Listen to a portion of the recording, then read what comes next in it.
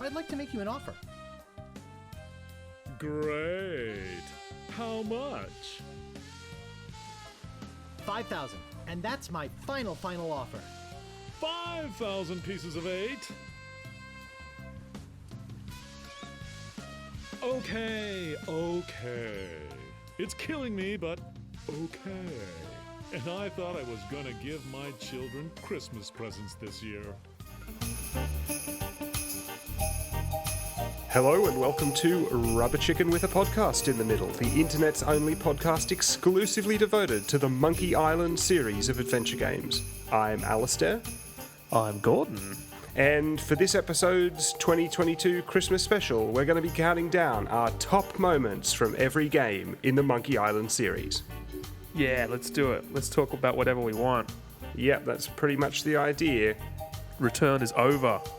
Yeah, it's been a big year for Monkey Island.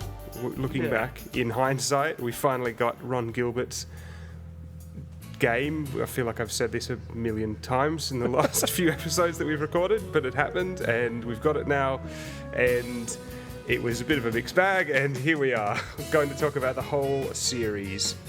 It's been a big bag. That was April, right? April, we got that announcement. It was like we went through this big, appropriately enough, roller coaster of emotions. And here we are. Here we are, back at the at the merch shop. Yeah, after the roller getting coaster. off at the merchandise stand for our Buying your big overpriced Whoop t-shirt. t-shirts. Yeah. Anyway, should we talk about Monkey Island? Yeah, let's do it. So I think the idea was we were just going to go through some top moments, some highlights, some favourite bits and pieces throughout the whole series. And just have a good old chat about Bit of a lovely chat. favourite Monkey Island bits and pieces.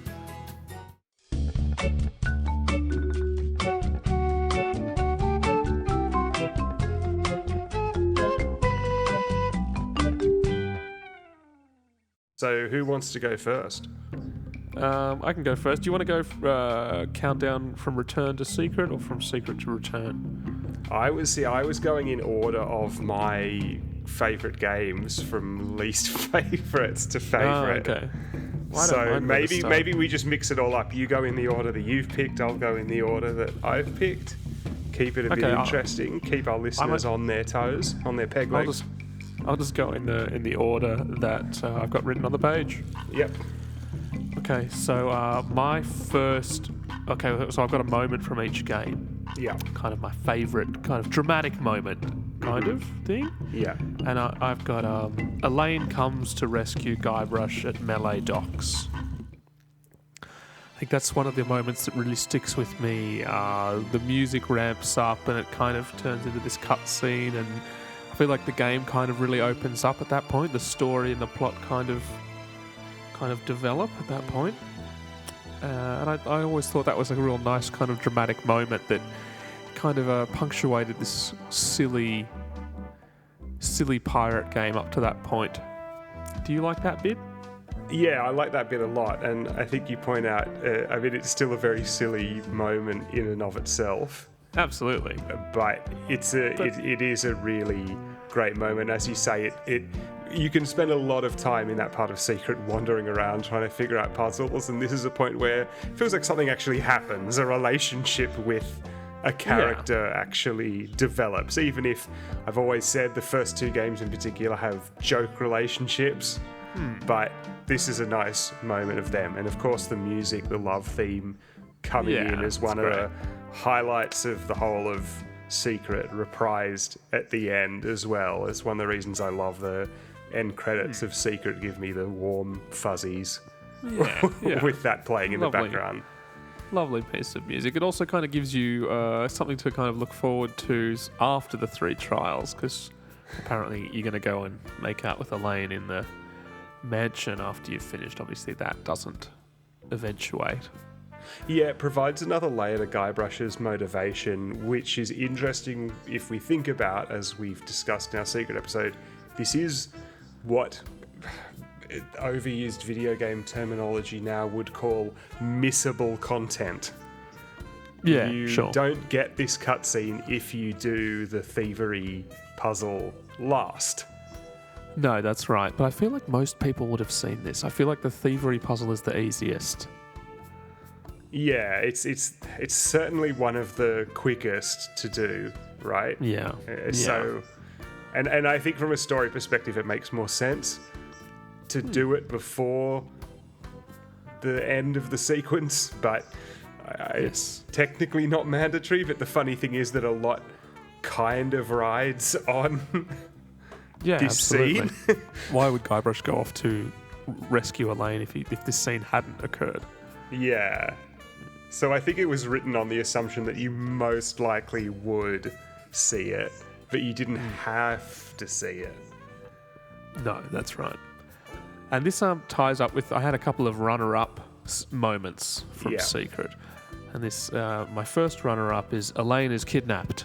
So the scene of the ghost ship drifting off into the distance, and Yeah. Guybrush says, "Oh, I'm so confused." Yeah.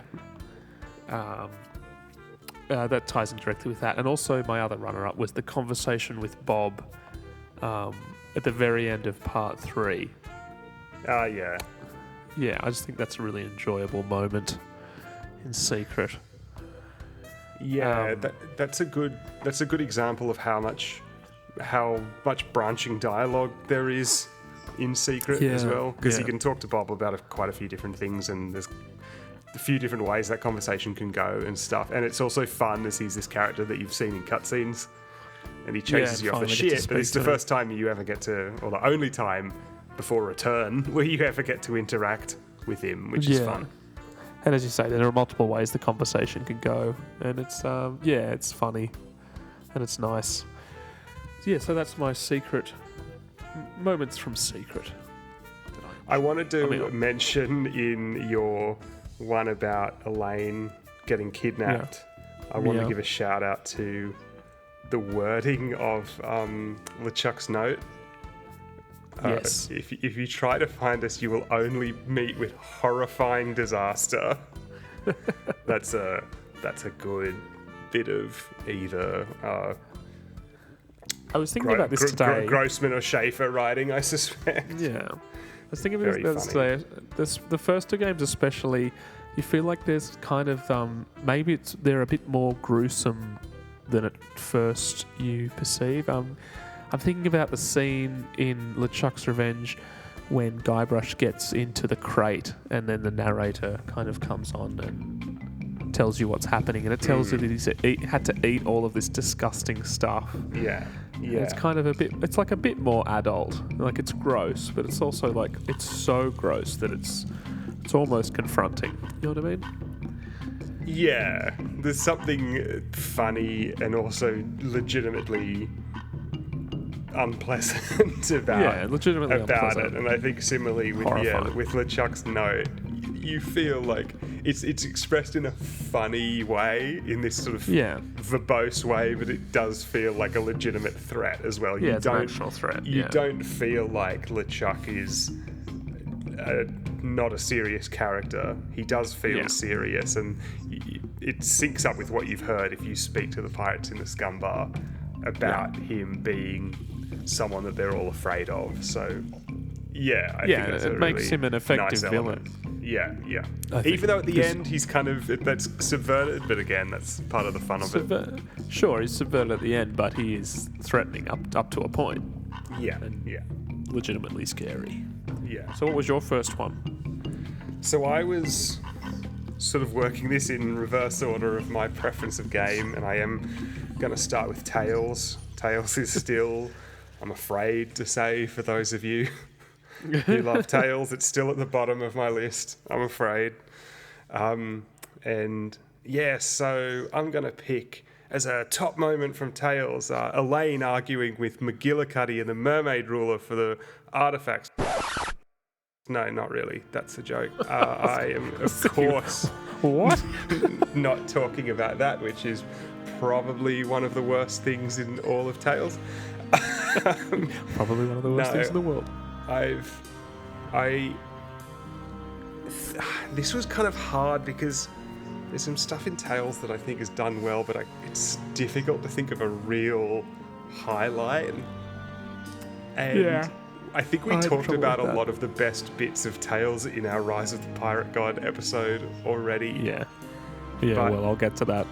I have picked as as a good moment, maybe not necessarily a highlight because I just don't have that level of affection for Tales, but Morgan sacrificing her reputation to help Guybrush Yeah. open the space portal thing Yeah. that lets him get onto LeChuck's ship. Yes, In nice. our private conversations, I've said a number of times how I think that if it weren't for the name recognition of Monkey Island and the fact that naturally Guybrush would be the player character, Tales would be a much better game if it was about Morgan and if Morgan was the main character. Yeah. Tales is like, it's like the best Monkey Island pastiche that Bill Tiller never made, kind of thing. It's like you compare it to like Vuju Island or like Duke Grabowski or whatever the hell it's called or something. This is like, there is a legitimately simple but effective character arc for this character, Morgan Le Fay. Yeah. Her character arc in that game is better than what if Guybrush even has one, which I don't know if he does, or any of the other characters. And I think that moment where she decides to help and sacrifice something that's really important to her fearsome reputation, because she's this feared pirate hunter, to help him out, is an effective moment, if a little predictable, but. And I do like the gag. He's like, "Oh, you've sacrificed your last shred of hope," and she goes, "Oh no, it was just my reputation.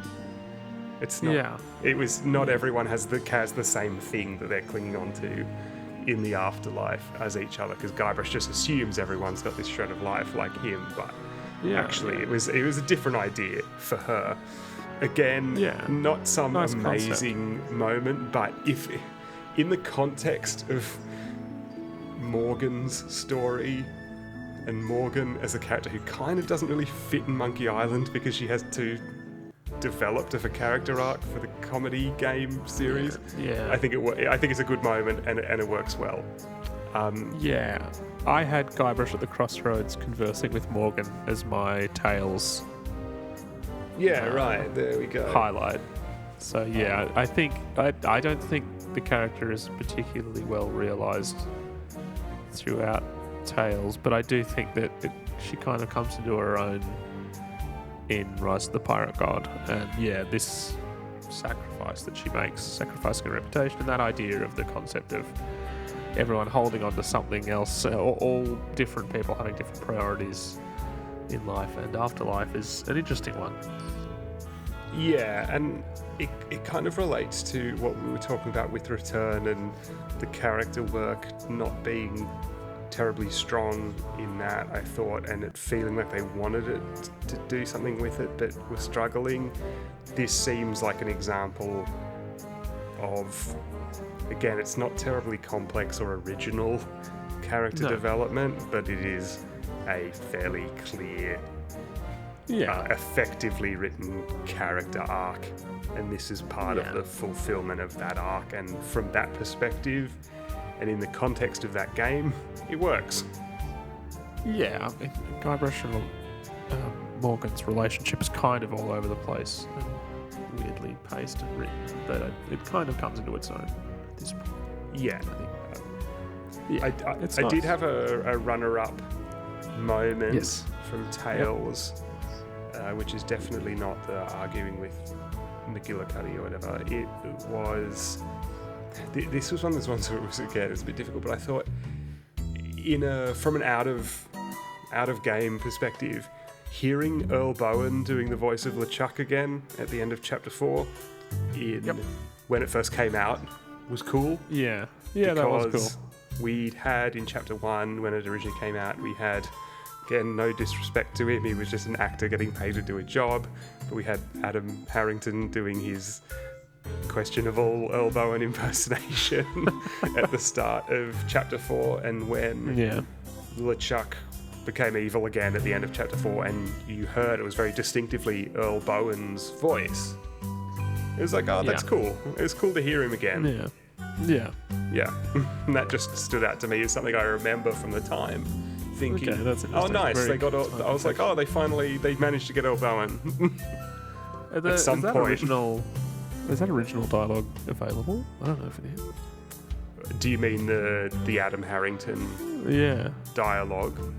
I Yes. know that it was patched out of a lot of versions of the game when Earl Bowen re-recorded the dialogue for Chapter 1. So Yeah. I think my I'm disc not is sure. available You can on look it up on YouTube. It's on YouTube, but Oh yeah, I'm good I think there. most versions of the game that you can get now have been patched to have Earl Bowen's one, like the GOG version of Tales that I got to replay it this year.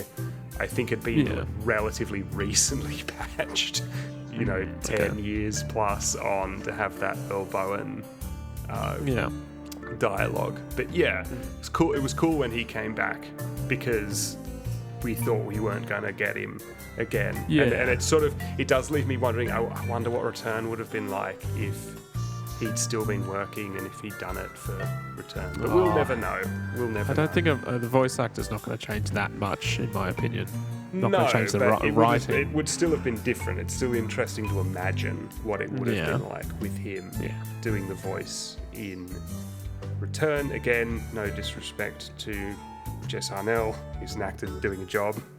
But Earl Bowen's great, and he's one of the best parts of all of the games that he's Absolutely, in. absolutely, I've said yeah. before how slightly different spin on it to how I hear it in my head, but actually I do really like how he does LeChuck's dialogue in Revenge Special Edition. For all Yeah. the faults of Revenge Special Edition, I do really like how Earl Bowen did the lines in that. So, yeah, Yeah. always good Class to act. hear him voicing LeChuck. Absolutely. And I have more of those moments in mind.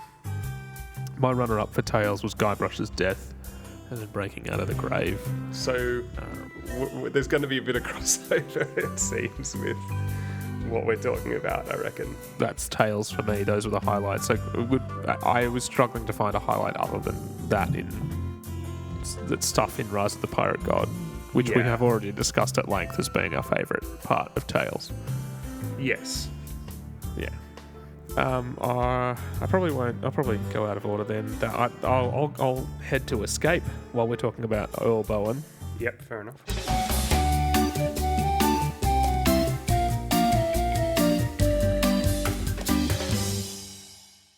Guybrush and Elaine are in the mansion. It's at the end of Act 1. And the cutscene at the end of Act 1. And Charles comes in and reveals himself as LeChuck, and he stands looking out the window Yeah. of Marley Mansion. And then he turns around and says, "Well, why only the biggest lie of them all?" Yeah. And turns into LeChuck. The pirates of Melee couldn't see through a window. They can't even see what's right in front of them. What are you talking about? Why, only the biggest lie of them. LeChuck! LeChuck! At your service. This was one of my top moments from Escape back in one of our really early episodes as well. Yeah, this is Yeah, one of my yeah. favourite cutscenes from Escape. Yeah, I just rewatched it today and I enjoyed it. Yeah. Yeah. LeChuck, at your service. That's Your service. great bit. It's just a good scene. I think everyone kind of knows, and we've discussed that before, that everyone knew that Charles was going to turn into LeChuck. Yeah. But it's still nice to see, and it's just well acted, and I like the fact that his voice not only changes from kind of refined normal voice to scary spooky pirate voice, but also has kind of effects on it as he changes. It gets more reverby and stuff as he turns back into and then he's got the big flaming beard, which is always a welcome. It's a nice piece of animation. As I said in one of our episodes, the Escape 3D model for LeChuck is pretty good in a game with fairly rough 3D graphics at a few points. You never see him outside of. You never see the pre-rendered LeChuck cutscenes. outside Yeah, the cutscenes. Yeah. But still, was the right Inspector idea. Kennard, oof, he looks like Fozzie Bear or something like Yeah, that. he really does look like Fozzie. I think Yeah, LeChuck was yeah. afforded a few extra polygons. Yeah, and the flaming beard. But it's very the writing and the way that that's all set up and the energy of that scene. I always thought there was a real lively, almost like 90s cartoon quality to that. And we think about The Curse as having that 90s cartoon quality a lot, but there's a lot of that to these cutscenes as well in Escape. And I think you can really see Clark and Stemley brought a lot of joy is a way that we often put it. Yeah. It seems like they're really, Yeah. really having fun with Oh yeah, absolutely. with these characters and these moments. And Yeah. I definitely agree that that's one of the top moments in Escape. Good. I'm glad. And I might actually use that to, because it just seems like good timing to say that I actually picked one of my moments from Escape was the first half of that cutscene where Guybrush is telling Elaine his ridiculously exaggerated account of what happened on Wicker Yeah, Island. Then I was attacked long-winded by story. an army of koalas, and he does the little sort of jig like he's a koala running along and stuff. Yes. Then Ozzy I've said, got- I'm going to put your shrimp on your Barbie. I've got written down on my, just in inverted commas, Rusty Fid, which I think is from that scene, right? No, that's from the first. That's from the. Okay. That's the swab See, that we're came with me. The gonna have to get to that as well because that's yeah. And Yeah, then that is- Elaine's, that is a really Elaine's funny sitting there part. looking really, really bored, and Yeah. and then but I like at the end she says, "Well, it seems to me that we should just destroy the ultimate insult, whatever that is." Yeah. Yeah, and it's like more, time passes. There's this really ugly font they use for, it's like almost like Comic Sans or something that they use for the intertitles Yes. or whatever Yeah. in that cutscene that looks really, really like it hilariously does look really- dated yeah, and old. cheap in that Yeah, bit. 'cause I just which is went back funny. today.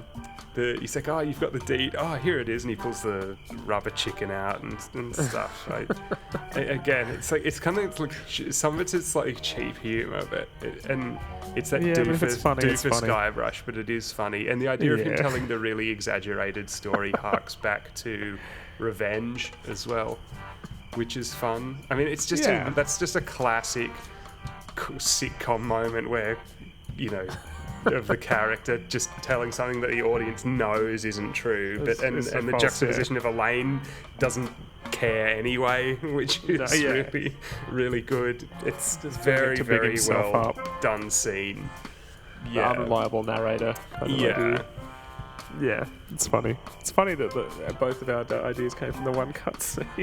Clearly, Well, it's it's, one of the it's one of those best things in my bits. head where I think of it as being two cutscenes. I was like, oh, so there's the bit where Guybrush comes back and tells Elaine the story, then you do some stuff, and then you go and have an adventure, and then LeChuck reveals himself. But no, it's all the one thing. I always think of it as Yeah. being the end of Act 2 for some reason, but it's because there's the pacing is pretty brisk for Yeah. a lot of the storytelling in Escape, which is good.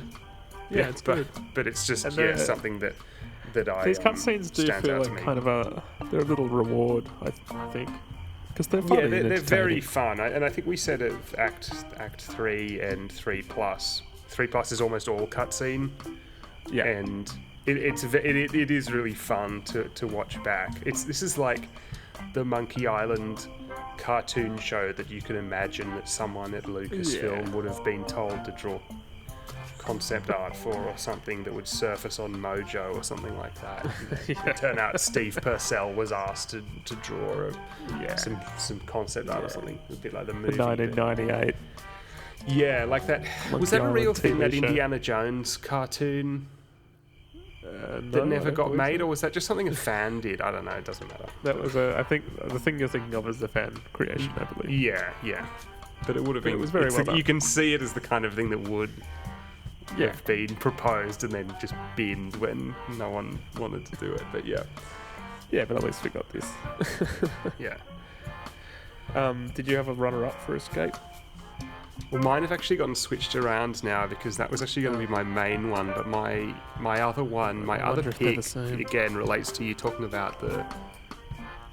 I sure taught him a thing or two about the proper use of deck chairs and chairs. the bit where they get back to Melee Island. It was specifically when they get off the ship, they're going down the gangplank, and no one's there. And Elaine's like, where are the banners? The crowds, the well-wishers and stuff. Yeah. And this stood out to me replaying it because I know that one common thing I've seen about criticism of Escape is how they handled Elaine's character. But one of the things I like about Escape is that they actually gave Elaine a character. Yeah. It's not that much like her appearances in any of the games previously, but they did give her a lot of personality. She's kind of a bit full of herself, and she has a very high opinion of herself, sees herself as this beloved leader, and is very shocked when it turns out that no one cares that she's come home.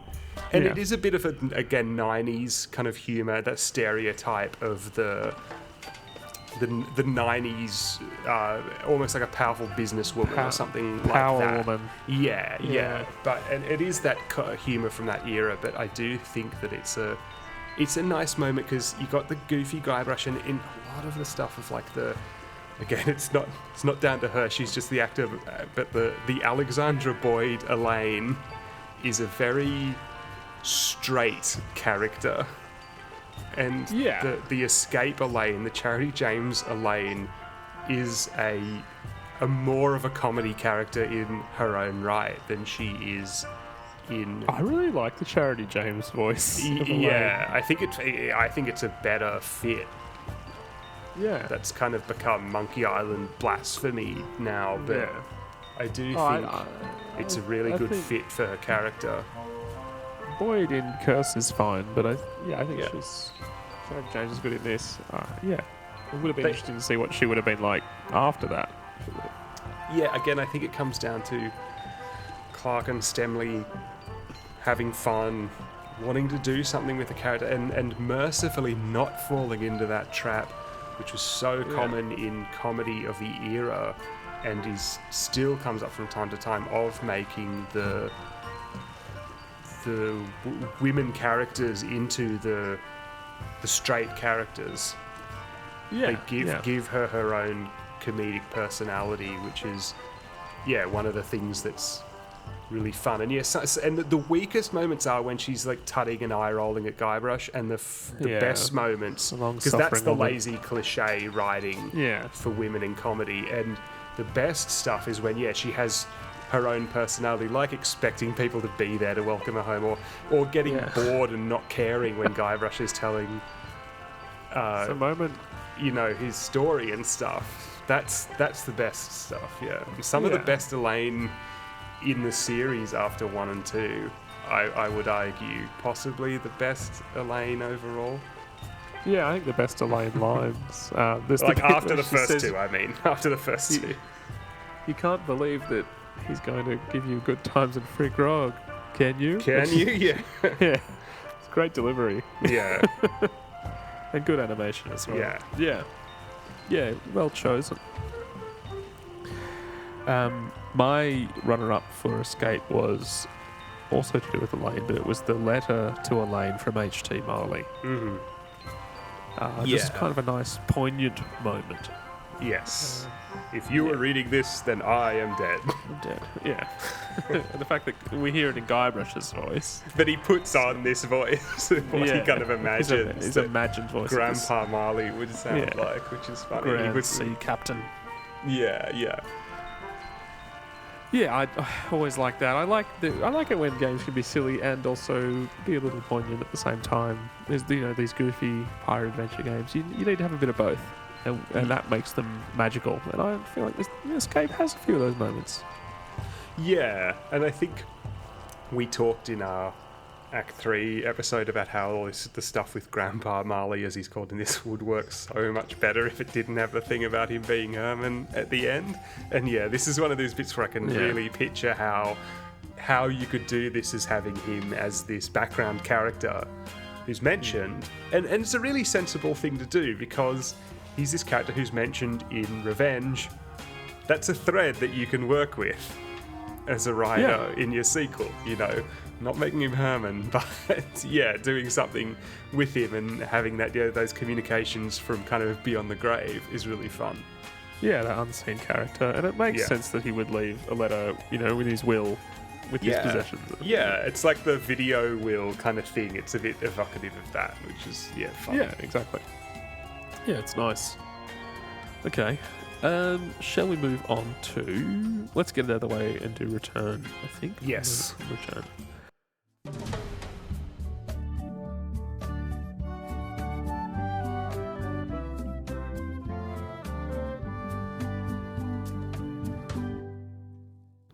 I'm pretty sure your and my moment's going to be the same. I'm going to say when the Dial-A-Pirate wheel thing opens, revealing the exit to Melee. Yeah, I was specifically going to say LeChuck going through the door, as I mentioned in our Return episode from a couple of episodes ago. Yeah. I mean, I've got a runner-up, but to be honest, I struggled finding a highlight in Return. I'm sorry. I don't want to spend more time bashing it. But I couldn't think of anything kind of from the first 4 parts that really stood out as a really nice moment for me. I mean, except for maybe the opening with the 2 little kids. Well, that's my runner-up, but it's a specific moment from that, so... Yeah, I've got one other moment, but let's just talk about the reveal that the portal, you know, it's a portal to Melee, whatever that means. And we've discussed that already, whether that means it's a theme park or whatever. But it was a cool thing, and also that whole part with Guybrush taunting LeChuck, and it starts to get a bit dramatic at the end. We start to get a bit more invested in the characters, and it almost kind of draws you in to possibly some other more underwritten characters and plotting. This is the thing that's actually a bit of a shame, I think, looking back with Return, is you get this glimpse of the mystery at the end. And it's like what could have been. This could have been all the way through, not to the same level of dramatic height, but spread through. And I'm sure people will argue that it's there the whole way through, but apart from the Whitey Bones mutters some stuff that's vaguely connected, but other than that, I don't see it. And I think that it could have been distributed through the game more, and it would have been better for it. This is a moment that I do really like in the game, but it feels like it's frustrating that we had to get to the very end before something like this happened. Yeah, that's it really. It's kind of like, why couldn't it have been this? You know, why couldn't we have had this up earlier? You know, why couldn't it have been like this the whole time? Yeah, but I do think it is an interesting moment, and I think in terms of the ending, I think we don't have to interpret this as Guybrush was in the amusement park. We can say maybe it's just a story he's telling his son because he's trying to annoy him or make him laugh or something. I was just in a theme park the whole time. And I do like that bit where it cuts back to Boybrush and he goes, "Dad, that was a silly ending. It didn't even make any sense." And that's like Ron imagining the fans saying to him that ending was dumb, because in the context of that moment, Guybrush is like Ron and Dave, and the kids are like the fans, I feel. But I do think it's a cool moment, and you can go back through the door and stay in the Monkey Island world if you want. Yeah, choose your destiny. And not accept that maybe it's not real. So it does feel like there's that element of being the threshold of two worlds, a bit like it was in Monkey Island 2. Not necessarily one world's real and one world's not.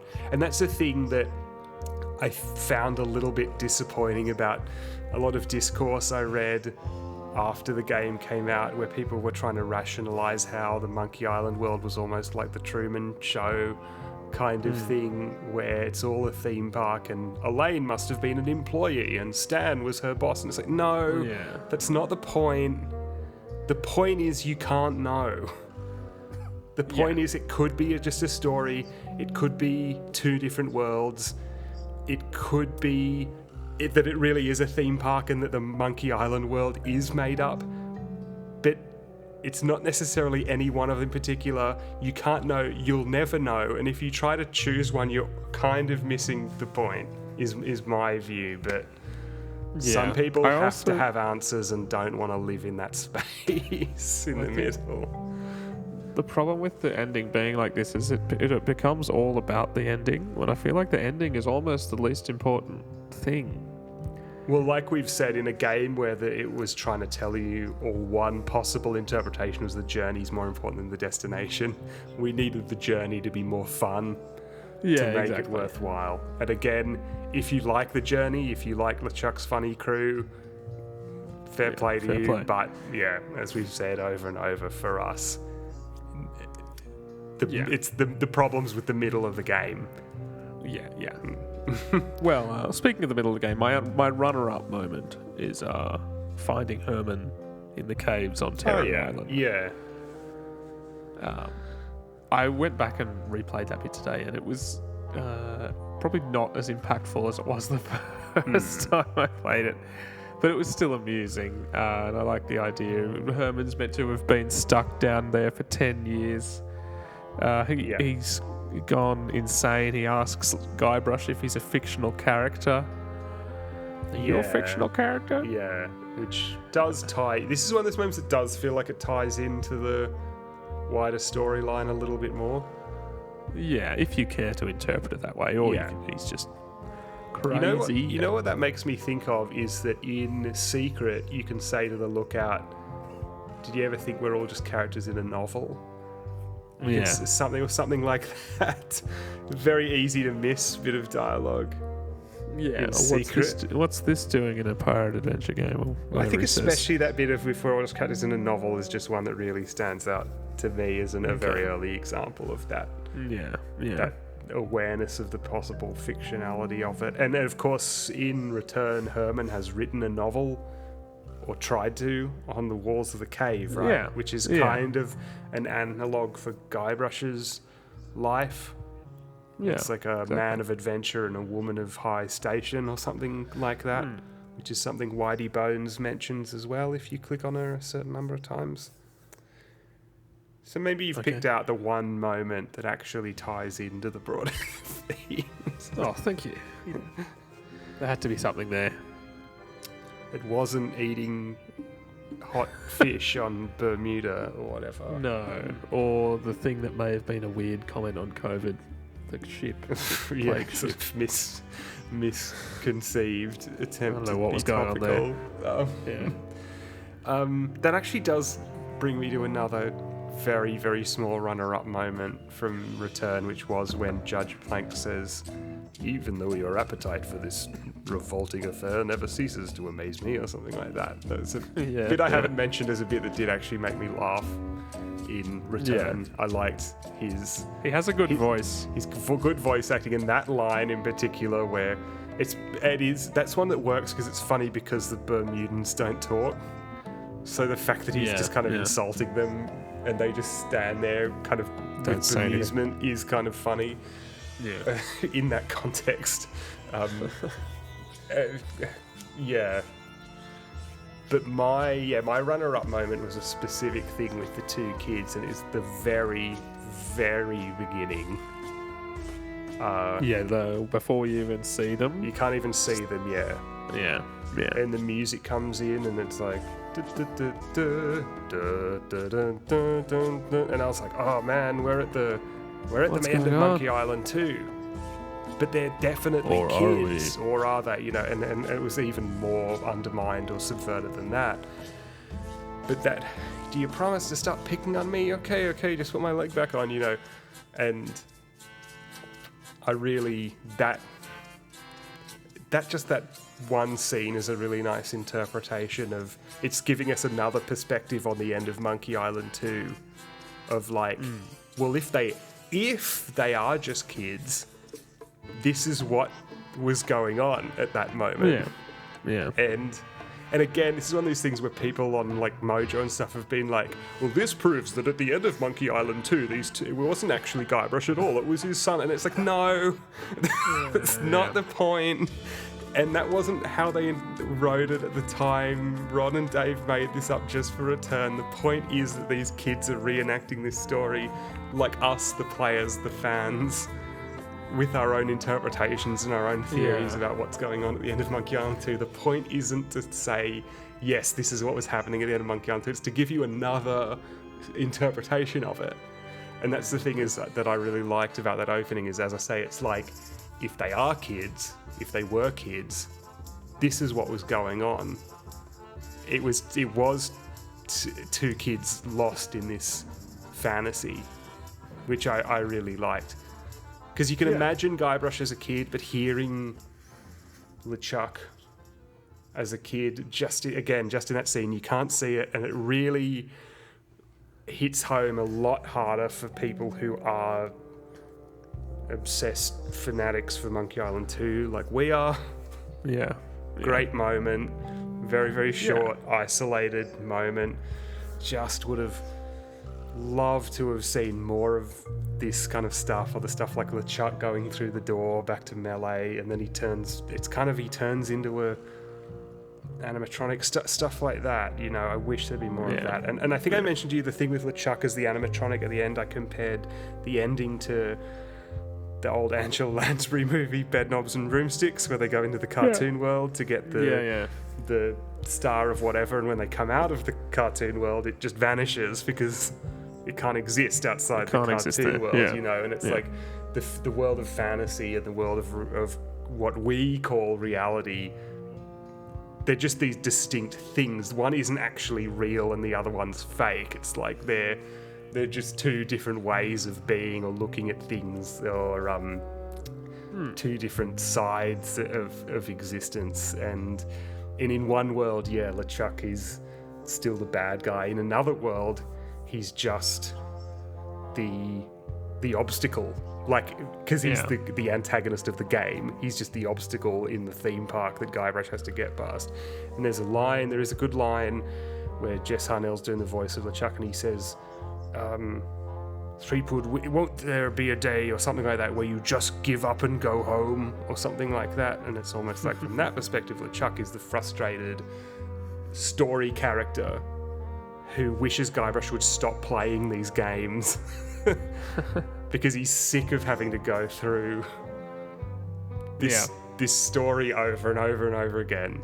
I don't know, and it's like there is some good stuff at this ending. It's just like, we needed more of this in the middle.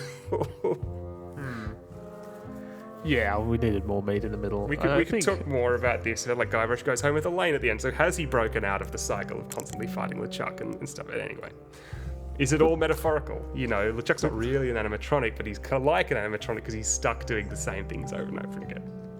The takeaway message for everyone is just be a little open-minded. Don't be so rigid in trying to hammer everything into your interpretation of events. Sometimes the answer is that there is no one answer. Exactly. Two David Lynch fans would definitely think like that. So go watch Mulholland Drive and then play it again and see what you think. Yeah, and that came out 10 years almost after Monkey Island 2. And it's like... Yeah. Anyway. Okay. Well, there's 2 games left. I guess we'll count down from Curse. I feel like my Curse pick is pretty obvious for me, and it's the Good Soup Family Crypt. The whole scene, really, I like the main part is encountering Minnie, the ghost in the crypt. Yikes. Just great moment, great exchange. She asks if Guybrush is married, and you lie and say yes, so that you're not cursed to marry her. I like this very silly gag where you put your head up through the roots that have broken through the top of the crypt and turn up in the melee forest. And I really like Murray turning up for no reason and then Die. Die. I broke my skull. The casket that's been opened with a crowbar. Crowbar, that's so good. The sequence with Mort and frightening Mort and all the different things you can do and try. There's just so much going on, and it's such a great atmospheric scene. I think it is the best bit of the game. I always look forward to it when I'm playing it. That'd be my pick for the top moment of Curse. Yeah, we've talked a lot in our episode about part 4 of Curse, right? That it has that Halloween-like vibe. There's almost a horror comedy vibe to parts of very much sort of that black humor of revenge, but played in a different way. Yeah, more cartoony way maybe. It's beautiful. It's very well realised. Yeah, it's very well done. There's such an excellent consistency of the visuals in those scenes. The design, that background art, Larry Ahern, Bill Tiller doing the art that sort of the whole artistic vision that they put together, and the animation, the sprite animation as well, just blends together so nicely, combined with the ambience and the music.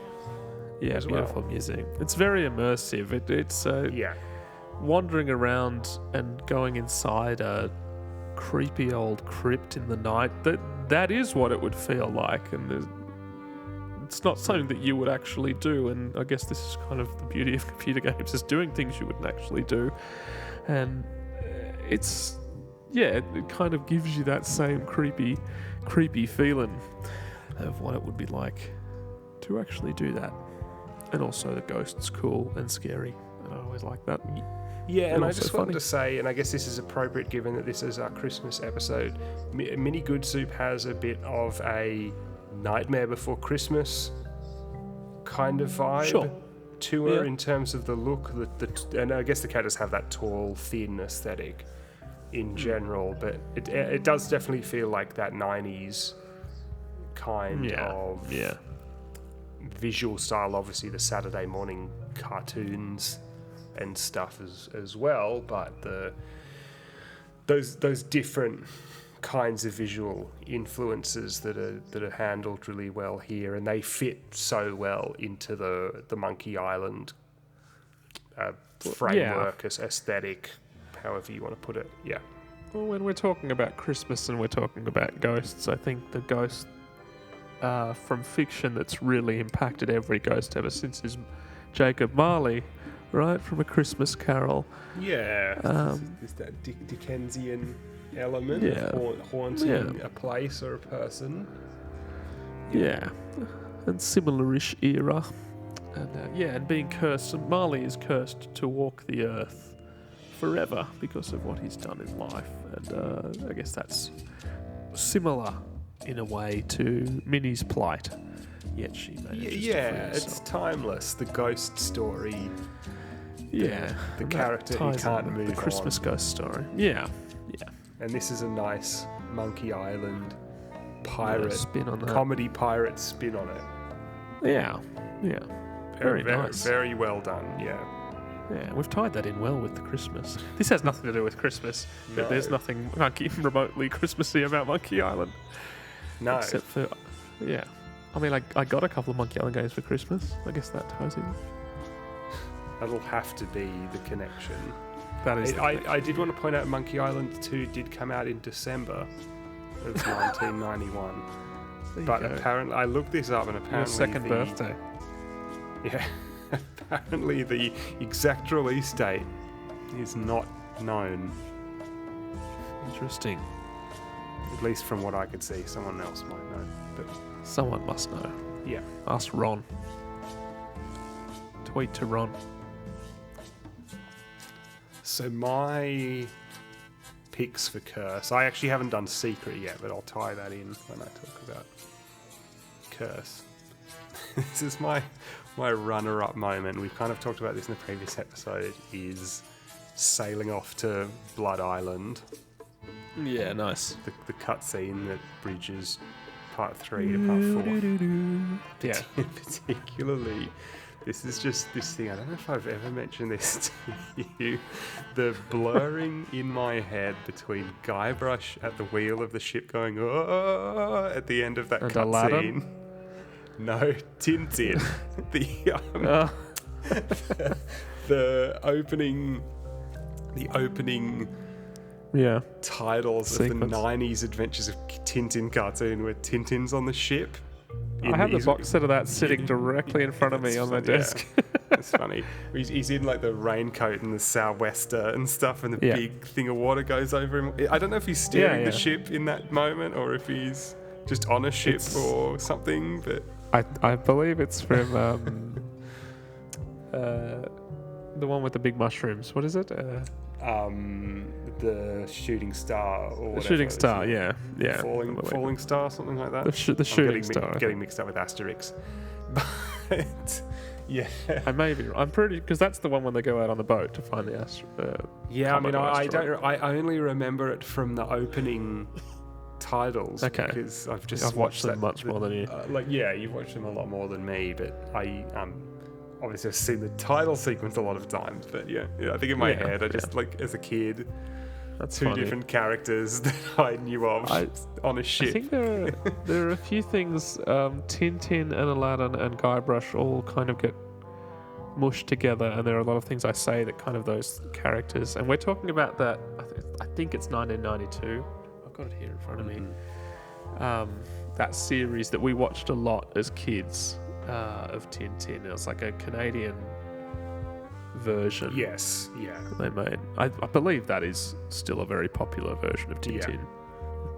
Yeah. It's the best adaptation of Tintin, easily, in my opinion. Yeah, oh yeah, without a doubt.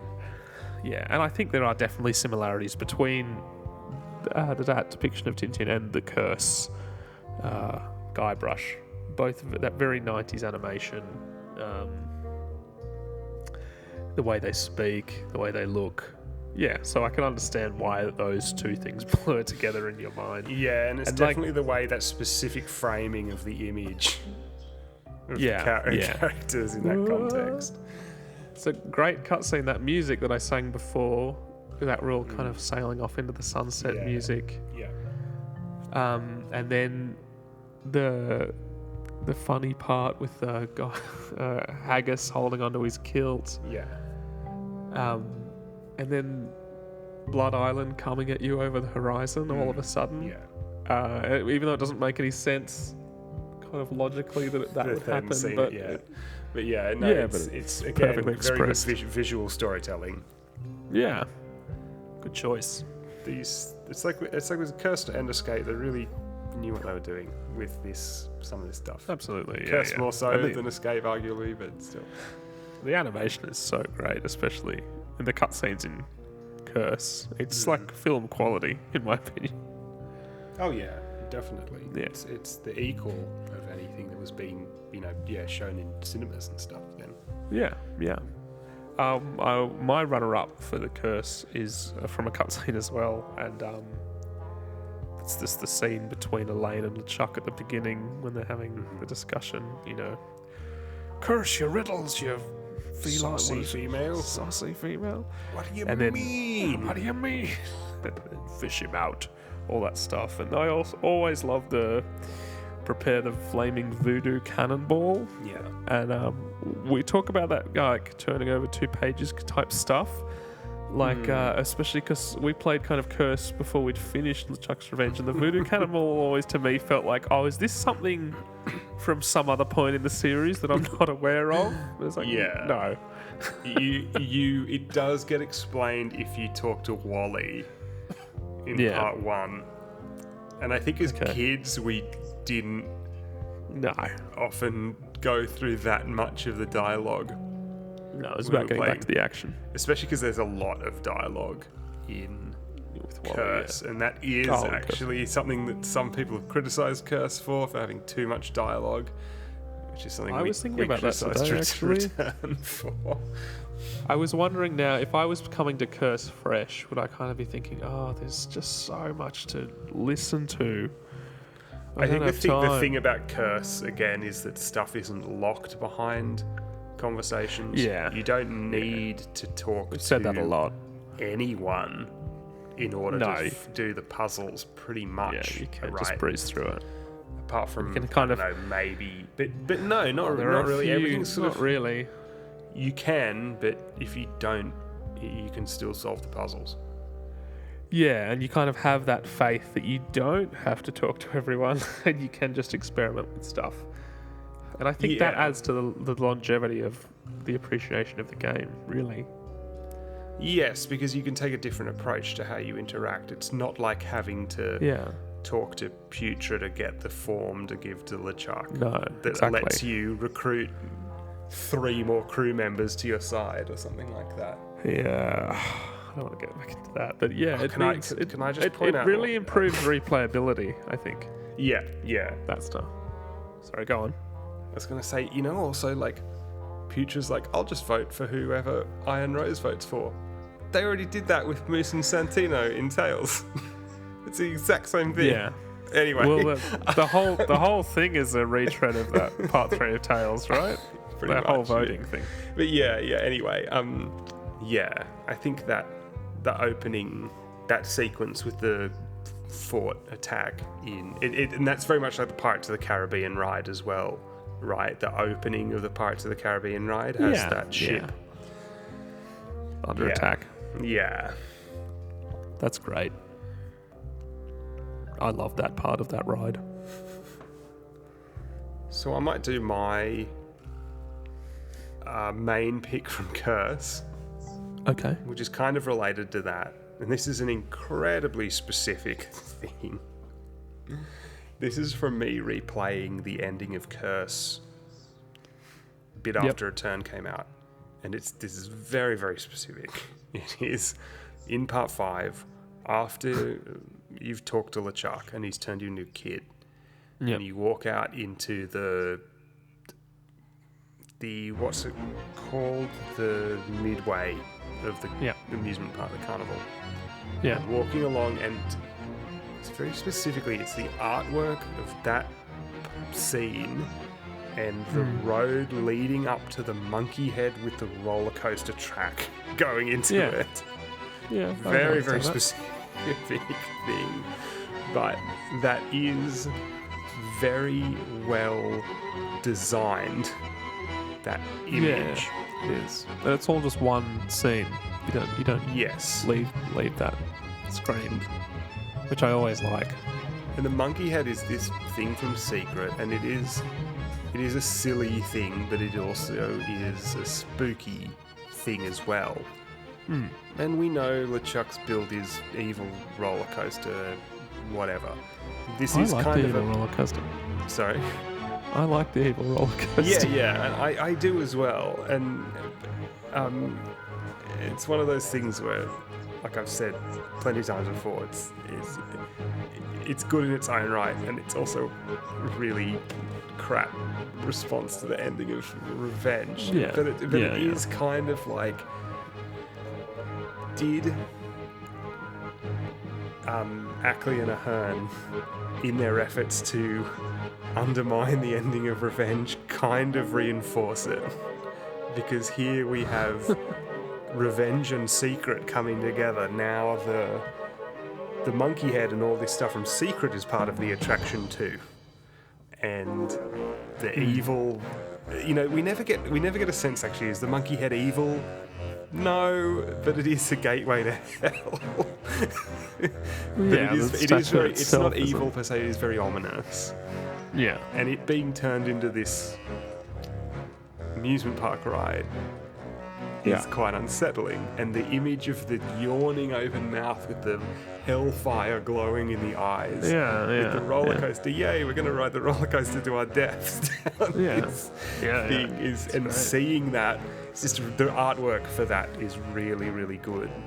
And Yeah, I could yeah. just have Guybrush stand there in that scene and just stare at that and just imagine what it would be like to wander off into the rest of the Carnival of the Damned and see Yeah. Yeah. what it was like. I can kind of picture almost a part 2, part 4 level version of that where you have this Yeah. whole map of the carnival and you get to wander around and solve puzzles and stuff. But Yeah. that's I think that's a whole why other does this reality. fire our imaginations so much? You know, being able to think, I wish I'd be able to go and see behind that door or around that corner and stuff. I think that's just a kind of indicative of something really quality and that is really immersive. That was a word I used Yeah, earlier. the artwork and the background, you can hear people screaming and laughing and stuff. Yeah, I was going to say distant, that. distant music, distant sort of Yeah. harmonium and pipe organ music and stuff. You can see the back of the Scream and Weenie hut from the ending of Revenge yeah, as well, it's great. which is Yeah. and the signs are referring to the frozen Bigfoot and the giraffe neck girl from Sam and Max Hit the Road as well. Yeah, If you look at them, and yeah, it is. It's one of those things where I say it's a bad resolution to Revenge, but it kind of. It depends how you look at it, and in a way, it is actually. It doesn't subvert it or undermine it. It kind of reinforces it. Like we're still. There's an article about this on Mojo. Like we're kind of still trapped in this theme park world, and by trying to say, "Oh no, it was all an illusion," kind of actually makes it more real, sort of thing. yeah. It's very spooky, and I like seeing the environments, the familiar environments from Secret, because this is so. Recurse has so much extra connection for fans, right? Yeah, It's like yeah. if you've played Secret and Revenge, there are a lot of tie-ins, and especially and kind of especially to Secret, I would argue, but it is a blending of the two. Seeing that environment from Secret in a new way. Yeah. is really interesting, and yeah, seeing it turned into this other space is really cool, and I really like it a lot. And that's not even talking about the dioramas in the roller coaster, which are a Yeah, whole that's other level another where thing. the stories, the game's storyline is represented Yeah. as this series of vulgar carnival attractions, and it's like that would almost be the perfect ending for the whole series, right? Yeah. Where it's yeah. like this, it's kind of like the ending of Return, right? It's Well, like it is. it's like they did Return's ending Again. 25 years earlier, right? Because these are all, I mean, we've talked about this before, but these are scenes from Guybrush's life realised. Yeah, and it's just like at the ending of a Return, the theme park. characters from Melee Island are like animatronics and stuff.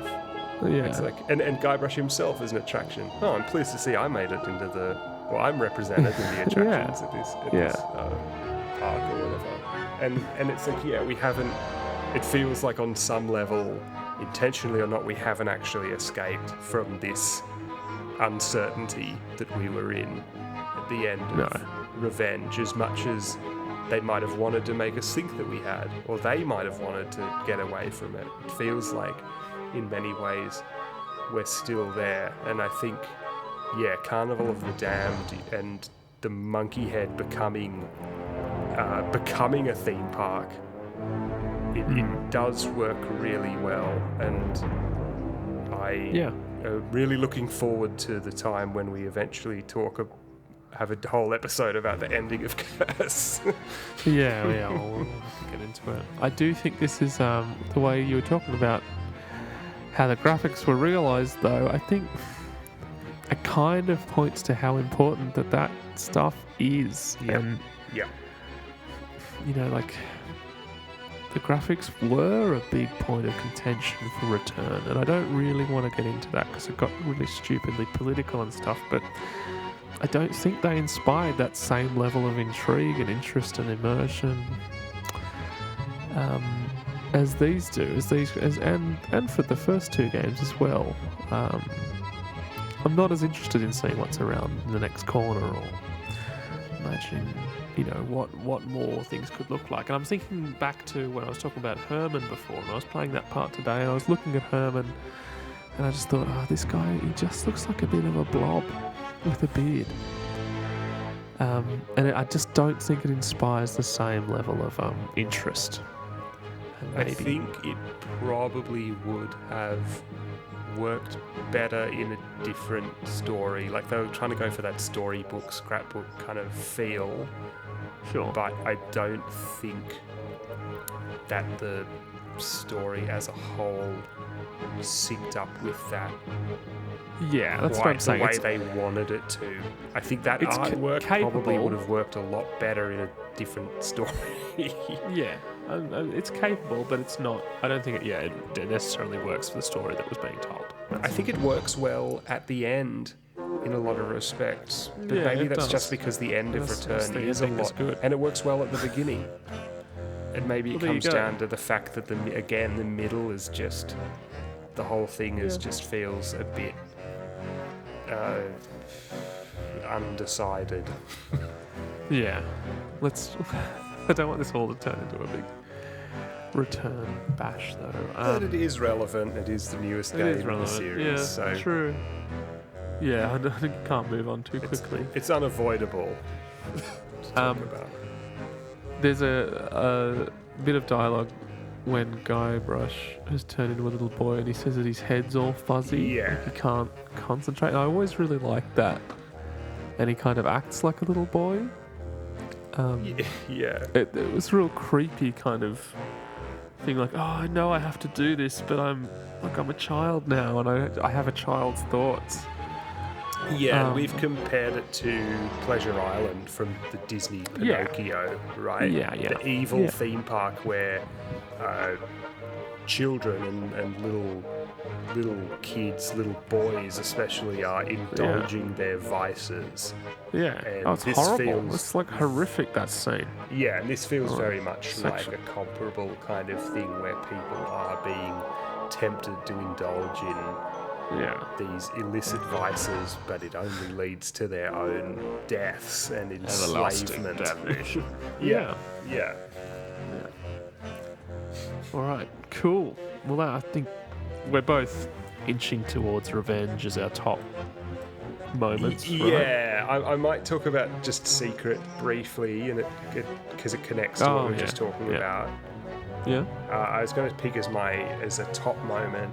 Again, with Secret, it's really, really difficult because there are so many parts. But I was going to say, it relates to what I was just talking about with Curse, seeing the monkey head for the first time. Yeah. Definitely. Because we haven't actually heard about the monkey head before in Secret. And then We've heard about a giant monkey. Yeah, we heard the guy should go inside a giant monkey.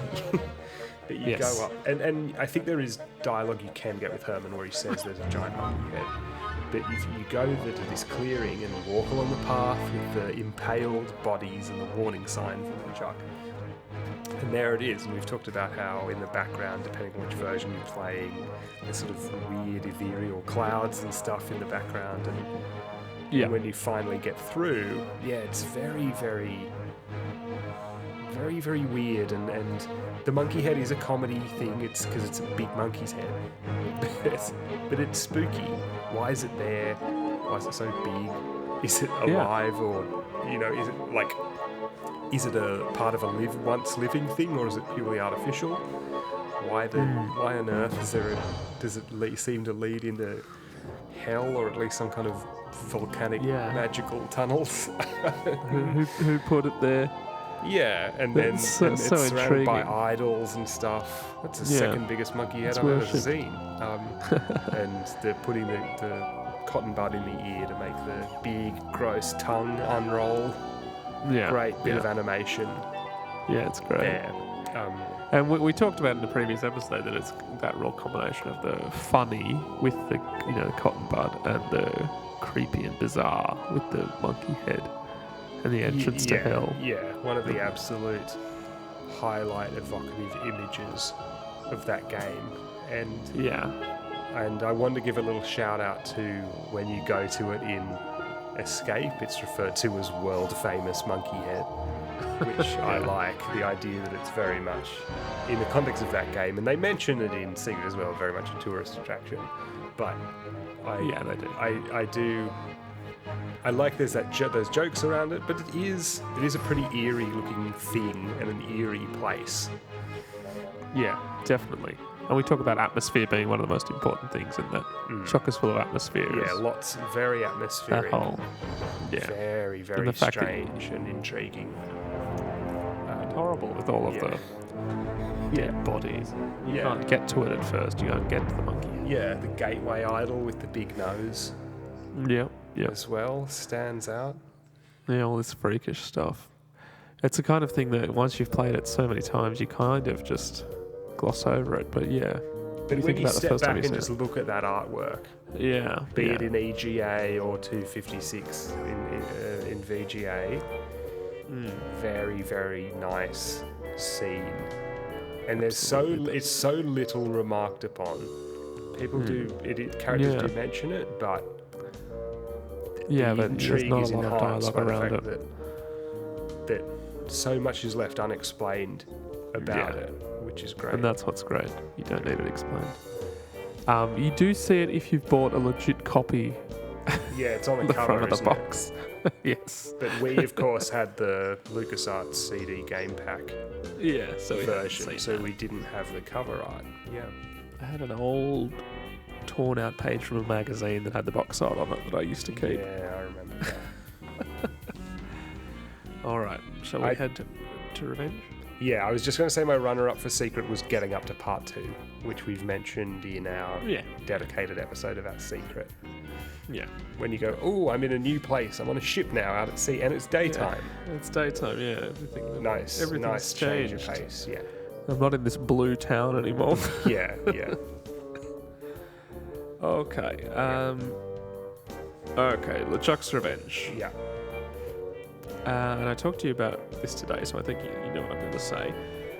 I can't really decide between these two moments, and in my mind they're connected, and it's Guybrush's confrontation with Largo and showing him the beard, and Guybrush getting his fortune read by the voodoo lady and her talking about how he was unable to deal with the fame of defeating LeChuck.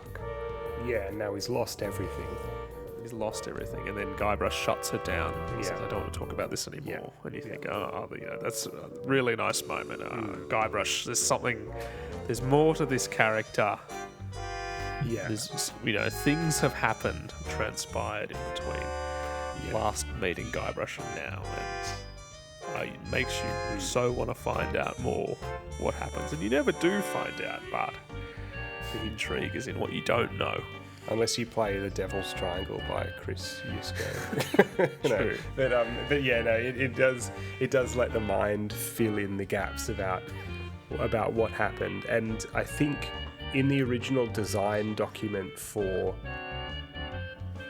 Monkey Island 2, which kind of peters out at the end of part 1 because they didn't have a full story mapped out, Ron did write that Guybrush basically got run off Melee because everyone was so sick of hearing his LeChuck story over and over again. I do like that idea, but I do like the fact that that's not stated. Yeah, it's kind of hinted better. at. You don't hear about Melee Island, which makes it more powerful when you walk out into it in the end. But you don't hear about him and Elaine breaking up. Again, I think the design document says initially they left Melee Island together and Elaine broke up with him after, but you don't hear any of that in the actual game. It doesn't need to be any particular thing yet. Yeah, that and the confrontation with Largo. when the music changed and the mood really changes at that point. The LeChuck's theme comes in. I think it's possibly the Yeah. first time you hear it in the I believe game. so, yeah. Yeah. Um, Does she yeah, have the- one of these? yes. And it's funny that he's been carrying around this wriggling beard, but at the same time it is scary. Yeah. Yeah. And as I say, the mood immediately changes. Yeah. And Guybrush is kind of kicking this guy's butt, and he's, demanding he leaves the island, and then he screws everything up. In the Yeah, way as only soon Guybrush as could. as soon as he loses the status in that scene, Yeah. Largo is instantly no longer in any danger. He's no longer a threat to Largo as soon as he makes that boast. Yeah. Because Largo's... What does he say? He just says whoops or something at the end. Yeah, something like that. This will teach you to steal from the slayer of the zombie pirate, or the ghost Yeah. pirate LeChuck or something like that. Yeah, he just goes whoops. I just looked in the Yeah. script. Yeah. Now we can bring him back to life. I think when we did our Largo Embargo episode, I tried to say how this made me think of something from Fate of Atlantis. I don't know if I was drunk or something when I said that, but what I meant was, I think it makes me think of the seance scene in Fate of Atlantis when Sophia and Trottier are communing with the spirit of Nerabs. All right, yeah. And the lights go dim and everything like that, and the spooky music comes Yeah. in, something I do like like that. that And then you scene. come out in the goofy You manipulate the whole Nerabcell thing. costume. Yeah, Yeah. but it Very made- not yeah. Indiana Jones moment. I don't know. I can see it. Harrison Ford Yeah, hurriedly in a cutaway, putting on, and then there's Sophia's communion and the thing. I can see it. It's a classic Harrison Ford comedy,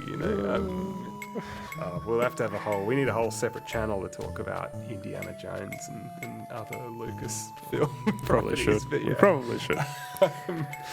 But It's funny how these things become merged in our minds. One thing reminds you of yeah, I something mean, else. from playing so much Monkey Island 2, so much Indiana Jones and the Fate of Atlantis, and Oh, yeah. these, like I said in that episode, though, yes, Scum had its limitations, but when the combination of the art, the music, the writing, it doesn't matter that you're seeing two little sprites standing facing each other in No, not at all. a not at room all. that Peter Chan drew and then was scanned on a really low resolution scanner. Yeah. It doesn't matter. It's great. It's It doesn't matter. You can just everything read need. words on a Yeah. page and it's just as effective. Yeah. It's like, but they're good. This is a truistic statement, but there are good computer games and there are bad computer games. This stuff That's can be right. done well. This stuff can be done badly, and this is top notch. And this, like you say, this stuff rode the line constantly and perfectly between spooky and funny the whole Yeah. way through. Yeah, and that's really the tone of Monkey Island, I think. Yeah, That's what you got to nail. yeah. Okay, so what was yours? All right, so I'll start with my runner-up first, and we've kind of mentioned this already, but it is stowing away in the crate to LeChuck's fortress. Okay. Yeah, so we did And- talk about that. Yeah, and specifically finding the crate, which wasn't there before. And yeah, it because just it just turns up. appears after you go and get the love bomb from Yep. the voodoo lady. It's just there. And we've talked before about how there's a little hint that the voodoo lady, she's still doing business with LeChuck on the side. She wants to help you with LeChuck, but it doesn't mean she's not going to, sell Yeah, stuff to yeah. him if that's Yeah. that's her business, And Yeah. it's it's LeChuck's care of LeChuck's Island Getaway and Spa, which is, that's perfect Monkey Island 2 humour. But the crate, you get in the crate, I think something's alive in here, and then the two coverall guys come in and say, all right, let's put it on the truck. Yeah. And it's like I was saying about Return, seeding this stuff through. Like with the water pump, arguably Largo's styrofoam actor's bust thing that he keeps his wig on and stuff. That kind of stuff. It's like something real world something seeping very in. strange is going on. There's something very odd about this world. And is it the real world seeping in, or is it there's no such thing as the real world, and there's like all this stuff is just blurred together. What we think of as one thing or another doesn't matter. And I think that leads in so well to LeChuck's Fortress, because we'll probably talk about this more in a dedicated episode, but LeChuck's Fortress is like a scary fantasy kind of place, but it also Very over the top. it's like this very fake artificial environment as well, where Yeah. what's anything in there? Weird bones and stuff. There's no sense of what anything's it's very surreal. Yeah, it's just like a nightmare. Yeah. As I said in another episode, it's like an MC Escher kind of. Yeah. It's like MC Escher meets HR Geiger. Yeah. In some respects. And I think these guys, these jobbing workmen delivering you in a crate on a truck to an island, And then it's, asking for a tip. Yeah, it's just that it's such a good way to end that part. And I reckon this is probably one of those things where they didn't have the whole thing planned out, and they probably went, okay, he gets the 4 map pieces, sure. How the hell does he get to the next part? Well, what if On guys the ship. drive him there in a truck? And Yeah. it's so good. Yeah. And also, we've had so much piratey stuff. Let's have something that's completely removed from that. Yeah, but again, it's one of those things that I always say where, it's completely anachronistic, bizarre, arguably weird with a capital W, but it feels this is Monkey Island. Yeah. Monkey Island isn't funny pirates, it's funny weird something that's partially pirates and partially not on some level partially in something my else. view. Yeah. Mystery. It's life, the mysteries of the world that we live in, right? And Yeah. and this leads into my top pick. And I mean, there's a million things I could pick from Monkey Island 2, obviously. Yeah, same. But I decided that my number one moment was finding the remains of Guybrush's parents. Yeah, okay, good call. Holy cow, these are my parents. Parents, yeah. What the hell are And they there's- doing there? There's so little detail. Yeah, and it's like you said in our LeChuck's Revenge ending episode, it's just accepted implicitly like he wouldn't have dreamed. And Yeah, that doesn't mean my the parents. ending of Monkey Island 2 is a dream, but it's No. like a dream. Accepted that one. And Yeah. there's a difference. It's like we always talk about David Lynch. It's like David Lynch. The point of David Lynch's movies isn't that it like Mulholland Drive isn't a dream. It's No. like a dream. Yeah. The boring interpretation is it's Naomi Watts' dream. The interesting interpretation is that life is like a dream, And Yeah. Guybrush finding his parents, that juxtaposition of, at the theme park they have the first aid place where they keep the lost kids so that can be reunited with their parents, Get on the tannoy. Oh, we've got a kid here named so-and-so. Can his parents come and pick him up? But this is the other way around. They're the lost parents.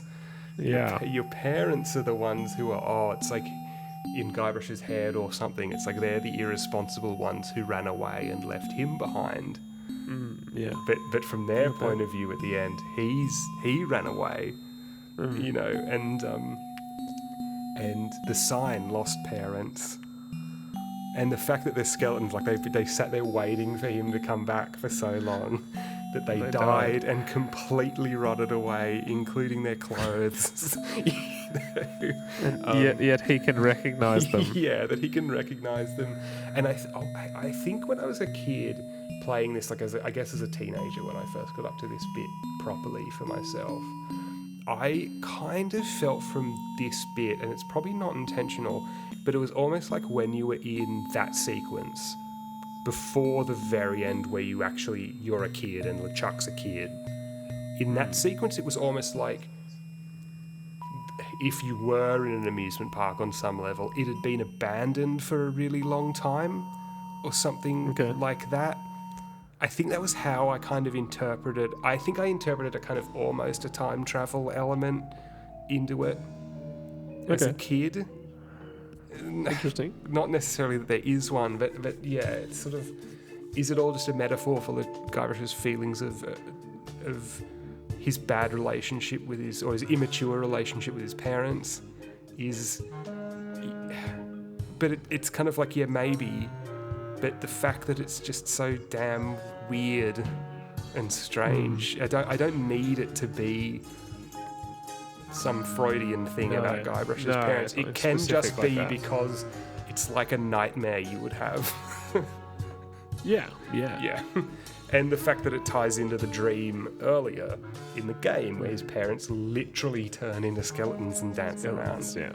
And maybe his parents were really dead and have just been sitting in this tunnel under Dinky Island for 10 years for some reason. Maybe. He knows. That in itself is a really unsettling thought. Yeah. Maybe LeChuck killed them. I don't know. That's the thing then. Were they waiting for Guybrush this whole time? Yeah, did they literally sit there waiting for him until they died? It's great. Your mind can just reel. It's so good. Yeah. You're right. That is a great moment. But I could pick like any moment from Monkey Island 2, and especially the ending as my favourite stuff. But yeah, the fact that it's not just the ending, the whole thing's very meaty. Yeah. My runner-up was the confrontation with Elaine. Of course, yeah, another great scene. Fantastic scene for revenge. Yeah. And I guess that's more going into Guybrush's backstory, what the events that have transpired between the two games. And just thinking about all of this stuff, there's so much in LeChuck's Revenge and throughout all of these games. I guess that's why we're able to torture a long-winded podcast out of it, because there's so much detail in all of this stuff. It's hard to, I think, especially if you look at Secret, Revenge and Curse, it's hard to overstate how good these games are, not just as games, but as, like we've said before, as works of art. Yeah, absolutely.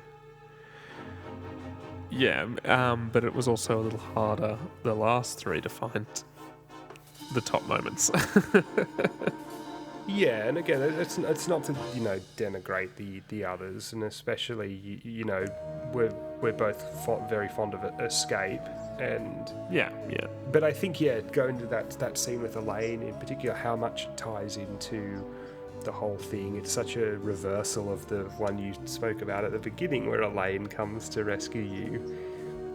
Here, she wants nothing to do with you. You come up with all these gooey lines to win her around, but she says the only reason that she likes Guybrush is because of how pathetic he is. Yeah, and Guybrush he kind of winning it back, but then he kind of forgets that that's what he's trying to do, because he's just interested in finding the map piece so that he can save himself from LeChuck. He puts his foot in it, and he it's really he's too selfish, he's too immature, he really only cares about the map. And I don't think he's really even thinking about saving himself from LeChuck. I think he's still thinking about the money. I think he still sees it as financial gain, is my interpretation. Okay, or reclaiming that fame that he got from... Yeah, getting his fame and glory back. You can say to Elaine, LeChuck's alive and I'm on the lam. But she doesn't like it when you say that to her. It's a really good... That's one of the best dialogue puzzles in the series, I think. Oh no, that's what you see. Sorry, you can say that to the dog. What you say, you can say the thing of... you can say LeChuck's alive and I need your help to fight him. Okay, right. Yeah. She's not interested. She doesn't Little care. Guybrush. I like this as well. LeChuck's no threat to Elaine. but he is a threat to you. Like that. Yeah, yeah. Exactly. Guybrush's priorities and Elaine's, they just don't mix at all. No. And he That's does cool. seem like this loser who's crashed her party. Yeah. So which is your exactly what it ex is, and then showing steals up, the stuff. your creepy, annoying ex showing up at your Yeah. party and making a then- fool of himself. Yeah. But then he's saving the love bomb to use on her. So he's Yeah, which is messed up in itself. gonna- yeah. It's basically going to drug her into Yeah. being into him again. Yeah. Revenge is really good. Yeah, That's and there are a all of million more things we could say about Secret Yeah. And we have, and as we well. will. Yeah. Yeah. But these were just our ideas to do some sort of end of year bumper special, just to be able to chat about the whole series. Yeah, and talk about a bunch of stuff that we wanted to talk about that we just Yeah. haven't had the chance to yet. Yeah, and just kind of catch up. Yeah. Yeah, on some stuff that maybe we left out previously, and Yeah. also drill into a bit more detail. Yeah. Are you good to leave it there? Yeah, I think we'll see everyone for some more Rubber Chicken with a Yeah. podcast in the middle in 2023. Yeah, thank you for listening this year. Have a good Christmas, or whatever it is you do. And it's been fun, and we'll see you again in the new year for more Rubber Chicken or Rubber Turkey with a podcast in the middle. As ever, I've been God. I'm Alistair. And Look behind you! A three-headed monkey!